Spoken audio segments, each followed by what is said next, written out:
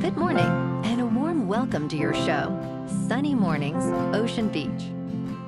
I'm your host, Melissa, and it's Tuesday, October 21st. You'll be interested to know, 146 years ago, today in 1879, Thomas Edison successfully tested a practical incandescent light bulb that glowed steadily using a carbon filament and improved vacuum conditions. This achievement marked a major milestone in electric illumination, inspiring broad development of electric lighting systems and practical applications that transformed homes and industry. So now you know. And now, it's time for the Surf Report. Wednesday at Ocean Beach. This morning, it's looking choppy with waves at 12 to 14 feet. The conditions are expected to drop slightly to 10 to 12 plus feet by 9 a.m. Throughout the day, waves will settle to 8 to 11 feet by early afternoon. Winds are onshore at 10 miles per hour, picking up to 12 miles per hour later on. Best time to ride is at 8 a.m. with a 4-foot incoming mid-tide, when the west-northwest swell is 8 feet at 16 seconds, and the onshore wind is 9 miles per hour. The first high tide on Wednesday will be 6 feet at 12:15 p.m., followed by a 0-foot low tide at 6:45. The nearshore buoy in San Francisco Bar reads 61 degrees for the water temperature.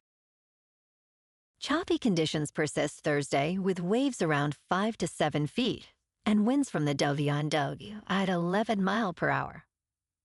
Friday brings a significant increase in size, with clean conditions and sets reaching 10 to 12 feet early on.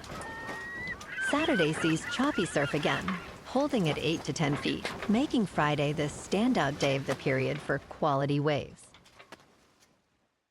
This morning, it's mostly cloudy, and it feels like 59 degrees, with 14 mile per hour wind. The sunset will take place at 6:23, and it will rise again tomorrow at 7:26. It looks like we're in for a mostly cloudy day, with a high near 61 and a gentle west-southwest wind at 10 to 14 miles per hour. Tonight, expect mostly cloudy skies, with a low around 55 and light winds. Looking ahead in the weather. Thursday will be partly sunny with a high near 60 and a west-northwest wind of 7 to 14 miles per hour, becoming mostly cloudy overnight with a low around 56. Friday into Sunday will be mostly cloudy with highs around 60 to 62 and nightly lows from the mid-50s, with chances of rain late Friday night through Sunday and a slight chance before 5 in the morning Sunday night. Bonjour, food enthusiasts. This podcast is brought to you by Versailles Cafe and Pastries in Encinitas. Nestled on El Camino Real South, just north of Encinitas Boulevard, this cafe is a haven for culinary delights. Indulge in their amazing Eggs Benedict or their gluten-free crepes. You can grab a panini for lunch or just breeze on through to get your morning coffee. They are open every day from 8 to 5. So stop on by and don't forget to tell them Sunny Morning sent you.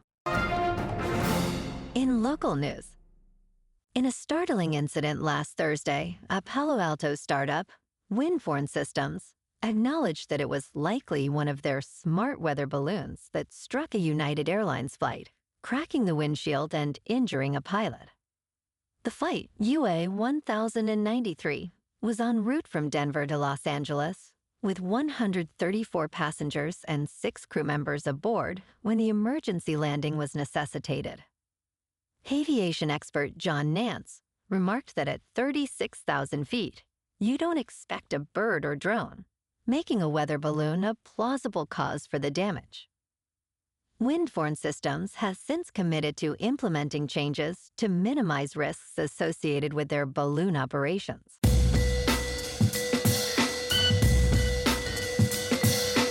Now on to sports. On Monday, a Florida jury awarded Jack Nicklaus $50 million in his defamation lawsuit against Nicklaus Companies, owned by billionaire banker Howard Milstein. Nicklaus, aged 85, filed the lawsuit in response to statements made by Milstein and other officials in a previous New York court case. He claimed the defendant suggested he considered a $750 million deal with the Saudi Arabian-financed LIV Golf League. Nicklaus' attorney stated that proving damages to reputation is difficult, but they were pleased with the verdict. The jury found Nicklaus Companies actively participated in damaging false claims about him. Nicklaus Companies previously paid him $145 million for exclusive rights to his services. In local sports, Jimmy Butler scored 31 points, while Steph Curry added 23, as the Golden State Warriors overcame Luka Doncic's impressive 43-point performance to defeat the Los Angeles Lakers 119-109 in both teams' season opener. LeBron James missed a season opener for the first time in his 23 years in the National Basketball Association due to sciatica, which is expected to sideline him until mid-November. Jonathan Kuminga contributed 17 points, helping the Warriors largely contain the Lakers, aside from Doncic, who recorded 40 points for the 47th time in his career. Doncic also added 12 rebounds and 9 assists, but struggled with 2 of 10 on three-point attempts, as Los Angeles lost its season opener for the 9th time in 10 years.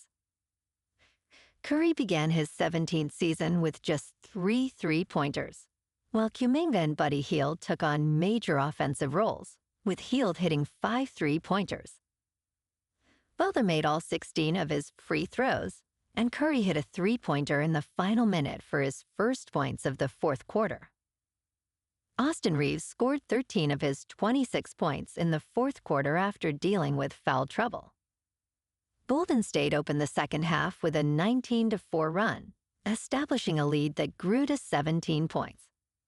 Reeves led a fourth-quarter rally, trimming the Warriors' edge to 105-99, but Los Angeles could not get any closer. Draymond Green scored only 8 points and received an early technical foul while sitting on the bench, but his three-pointer with 3 minutes and 33 seconds left halted the Lakers' surge. DeAndre Ayton had 10 points and 6 rebounds in his Lakers debut, while Marcus Smart contributed 9 in top news. After a group of thieves brazenly broke into the Louvre Museum in Paris and snatched 8 pieces of jewelry, the race is on to recover them before they enter the black market. Robert Whitman, a former art crime investigator with the Federal Bureau of Investigation, stated that everybody in the business is discussing this theft. The global network for stolen art trades billions of dollars yearly, with the United States logging over $1.2 billion in jewelry thefts annually. Whitman described the thieves as audacious but amateurish, noting they left behind significant evidence, including the damaged crown of Empress Eugenie. In business news, Warner Brothers Discovery has officially announced it is up for sale, following interest from multiple parties, including Paramount, owned by billionaire Larry Ellison and his family. This marks the 3rd time in a decade that its assets have been on the auction block. The company's board has initiated a review of strategic alternatives in response to unsolicited interest. Despite receiving bids for its entire operation, including coveted channels like CNN and HBO, both offers were rejected. Warner Brothers Discovery stock surged nearly 11% to $20 a share, valuing the company at $50 billion. The company is exploring options for a potential split into 2 entities, one focused on the studio and streaming service, and the other on basic cable and international operations.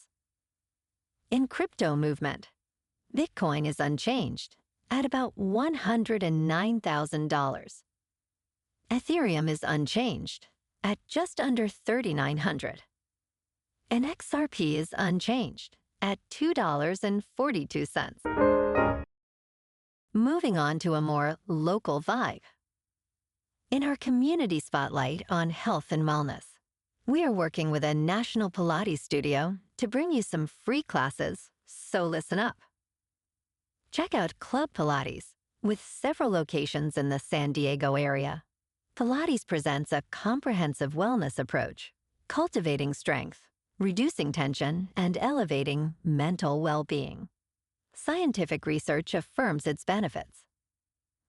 So now you can check out Club Pilates for a free class, with locations in Encinitas, Solana Beach, Oceanside, La Jolla, and more. Just be sure to tell them Sunny Morning sent you by. And now, back to the show. Let's talk tech. Liam Fetus, a respected researcher at OpenAI, recently announced his departure, igniting a frenzy among venture capitalists for his startup, Periodic Labs. The startup secured an enormous $300 million seed round, led by Andreessen Horowitz, with Felicis being the first investor. Fetus and his collaborator, Ekin Dogus-Kubuk, aim to automate material science using advanced technology. Their mission is to discover new superconductor materials, potentially revolutionizing energy consumption. While they have set up their lab, the robots are still in training, indicating that scientific discovery remains a challenging endeavor. The investor who penned a love letter did not win the deal. And in entertainment news, the Springsteen biopic, Deliver Me From Nowhere, has more soul than swagger. An electric moment occurs while recording Born in the USA with the E Street Band, showcasing the boss at his best. Director Scott Cooper's musical drama focuses on the making of Springsteen's 1982 Nebraska album, exploring his troubled inner life rather than his working-class rock swagger. Jeremy Allen White portrays Springsteen, while the film dives into his childhood trauma and creative struggles. Despite some storytelling misfires, Deliver Me From Nowhere offers a solid portrait of an artist grappling with his identity. Well, alrighty folks, it's time for the quote of the day. And today, our quote comes from the American journalist and author Robert Quillen. And he said, "Character is made by what you stand for, reputation by what you fall for." And that's a wrap for this morning. You can check out our Instagram, YouTube, and TikTok for some captivating aerial videos with local news and the surf reports. Have an amazing day, my good friends. We'll see you tomorrow with another episode of Sunny Mornings, Ocean Beach.